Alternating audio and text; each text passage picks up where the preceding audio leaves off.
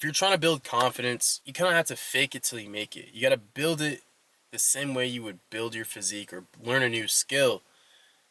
And the thing is, you got to like think it back to when you were back in school, and there was that one kid that would always would just talk about how he wanted to be a millionaire, how he would be an entrepreneur. All he talked about was money. Look back to now, that kid is most likely successful monetarily. Same with the kid that only talks about the gym. Was always in the gym. He may have not had the best physique back then, but now look at him. He looking jacked, right? So the thing is, you have to apply those same principles to confidence. Like, you got to embody the identity of confidence before you can get the results of confidence. Same way that those kids embodied the identity of what they were, uh, the identity of being successful monetarily or successful physically. You have to embody the identity of confidence. That's how you build confidence. And the thing is, a lot of young men especially are afraid to exert their confidence because they're afraid of getting rejected, afraid of embarrassment, or just the uncomfortability of putting themselves out there. And I'm not talking about this in any way of me being, on top or better than anyone else. Like, not at all. I struggled with confidence my whole life. Was scared. I was uncomfortable in my own skin.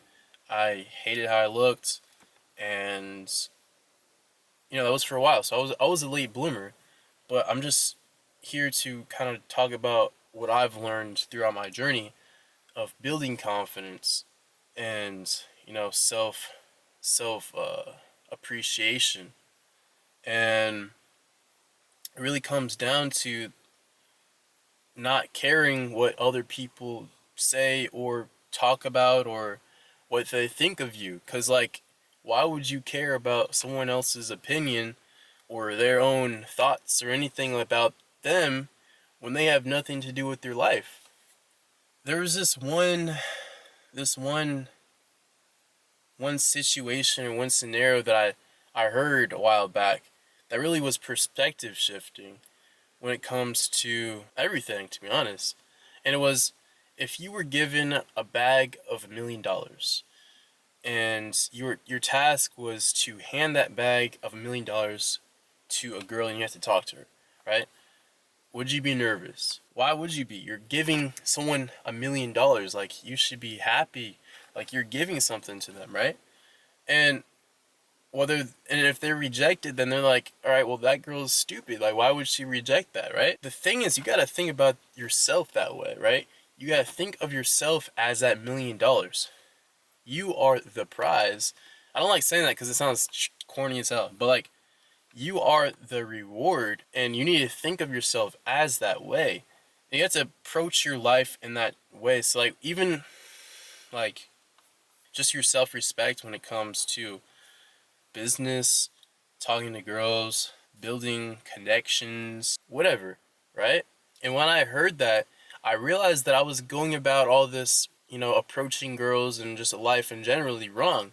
Like, it wasn't the approach itself, it wasn't perfecting the approach or anything like that. It came to the confidence you have in yourself, and that's why it comes back to building the identity of confidence before you try to get confidence, because building that identity of confidence will, in results, give you the confidence that you desire. And it's like, once you embody that, then there's no reason why anything should affect you emotionally at all. So, when I heard that, I was really affected. And I know it's easier said than done, right? Like, you could say that I'm gonna embody my confidence, and then I'll become confident, and then I'll be able to talk to people, talk to girls, be more self-confident and all that type of stuff, right? But it's like, it really comes down to just having fun with it, right? Just having fun with it. You're not gonna die. It's only gonna make you stronger, more of a better person. Is gonna make you be able to express yourself more. Show more of yourself to humanity. And, like, at the end of the day, like, what if you meet that special girl? You know, what if you meet that special person? What if you, meet some cool people? What if you, I don't know. There's a whole lot of cool things that could come out of it, right? Out of just building confidence and be able to approach people. And so, as a numbers game at the end of the day, so take it lighthearted because, it's a win either way. It's a win that you pulled up. It's a win if you get the IG, if you get the number, but it's a win that you still went, so it don't matter.